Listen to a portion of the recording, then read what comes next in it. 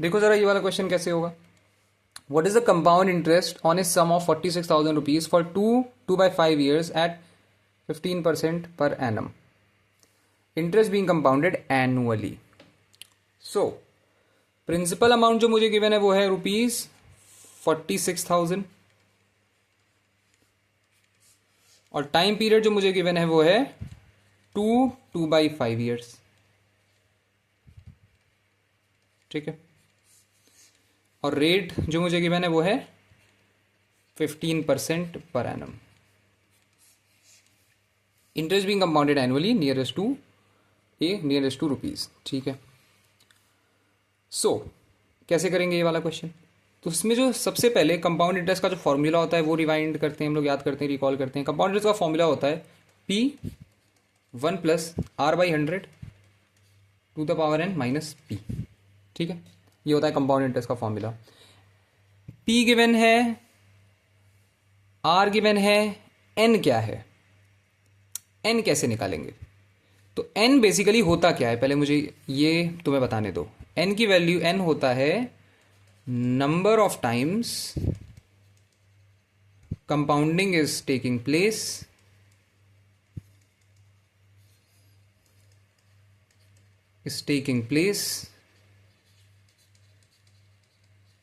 in the given time period,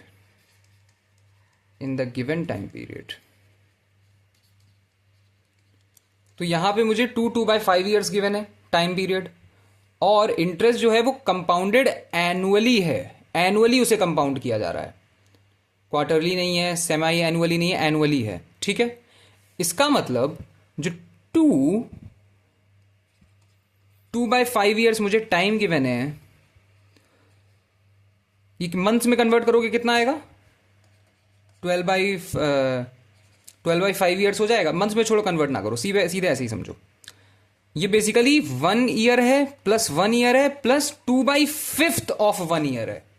समझे, एक साल पूरा है, फिर दूसरा साल पूरा है, फिर तीसरे साल का सिर्फ और सिर्फ 2/5 पार्ट मुझे गिवन है।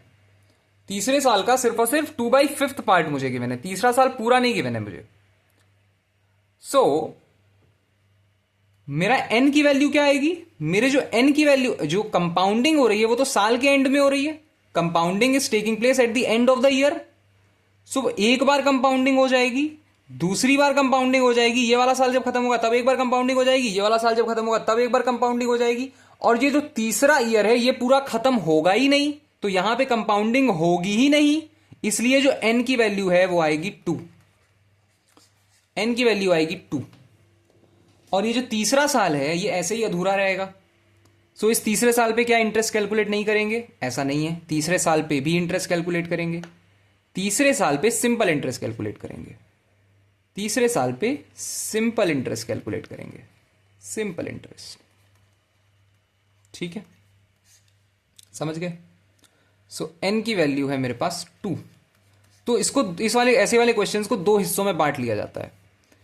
पहला वाला पोर्शन होता है जब n इज इक्वल टू 2 है, और दूसरा वाला पोर्शन होता है for the remaining time period, for remaining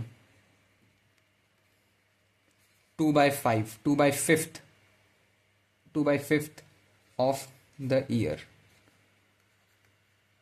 ठीक है, तो पहले इस वाले पोर्शन के लिए सॉल्व करते हैं। यहां पे मेरे पास प्रिंसिपल वैल्यू कितनी है, 46,000 रुपीज, 46,000। रेट ऑफ इंटरेस्ट कितना है, 15% पर एनम।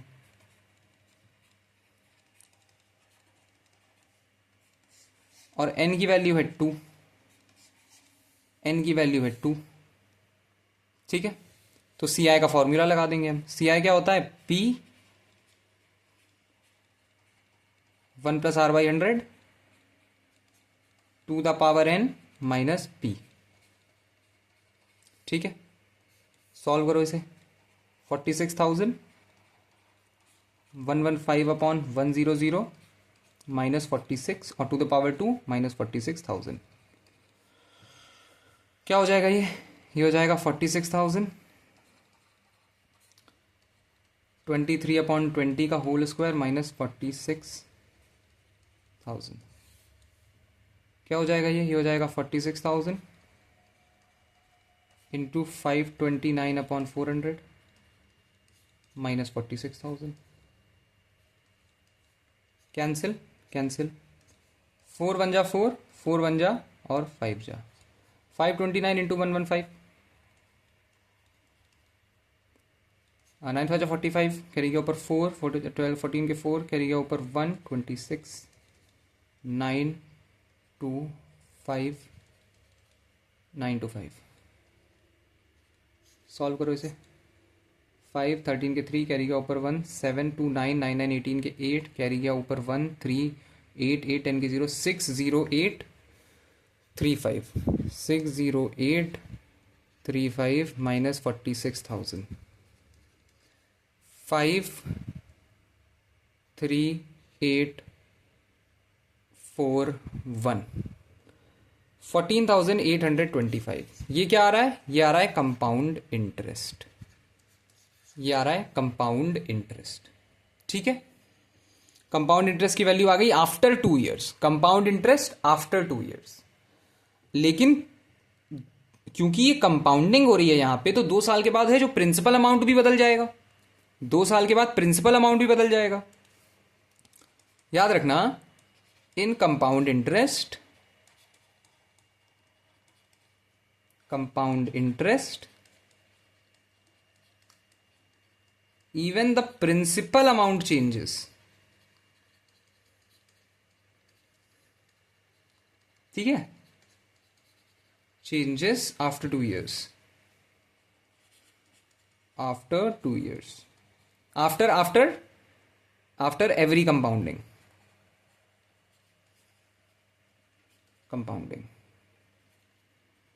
सो प्रिंसिपल क्या हो जाएगा? अब प्रिंसिपल हो जाएगा 46,000 प्लस 14,835, 14,835। तो ये आ जाएगा 5 3 8 10 के 0, कैरी ओवर 1, 60,835। ये आ गया अमाउंट। अब जो लेफ्ट ओवर टाइम पीरियड था मेरा, कितना बचा हुआ है टाइम है? 2/5। मैंने क्या कहा था? इस 2/5 टाइम पीरियड के लिए सिंपल इंटरेस्ट कैलकुलेट कर लेना, तो इसके लिए हम सिंपल इंटरेस्ट कैलकुलेट कर लेंगे। नाउ लेफ्ट टाइम कितना है? 2/5 ईयर्स। प्रिंसिपल क्या है इसके लिए? ₹60,835। और रेट ऑफ इंटरेस्ट क्या है इसके लिए? 15% पर एनम। तो SI का फॉर्मूला लग जाएगा P into R into T, R into T upon into 100। ठीक है, 5 3 जा 50 जा, 5 10 जा, 5 1 जा 2 जा, 5 1 जा, 5 6 जा 7 जा। क्या हो गया ये? 1 2 1 6 7 इंटू 3, 7 3 जा 21, कैरी के ऊपर 2, कैरी के ऊपर 2, 3 2 जा 6 3। ये हो गया 3650.10। ये सिंपल इंटरेस्ट आ गया, सिंपल इंटरेस्ट। तो टोटल इंटरेस्ट क्या होगा? ये वाला कंपाउंड इंटरेस्ट प्लस ये वाला सिंपल इंटरेस्ट। कंपाउंड इंटरेस्ट कितना है? 14835, 14835 प्लस ये वाला सिंपल इंटरेस्ट 3650, 3650। 0.10 चाहो तो ऐड कर लो, 0 1 5 5 8 8 1 2 3 4 5 6 14 के 4 8, 18,485, 18,485 ऑप्शन बी। ओके, तो ये वाले जितने भी क्वेश्चन होते हैं, जितने भी क्वेश्चन होते हैं जिसमें इस तरीके का तुम्हें गिवन होता है टाइम पीरियड, उसको ऐसे किया जाता है। इसके शॉर्टकट्स भी होते हैं, लेकिन मुझे नॉर्मल जो प्रोसीजर है वो ज़्यादा अच्छा लगता है, जहाँ पे मुझे 100% क्लैरिटी होती है कि मैंने किया क्या है, जहाँ पे पता होता है मुझे कि मैं क्या कर रहा हूँ। ठीक है, तो आई होप ये समझ में आ गया होगा। आई होप समझ में आ गया होगा।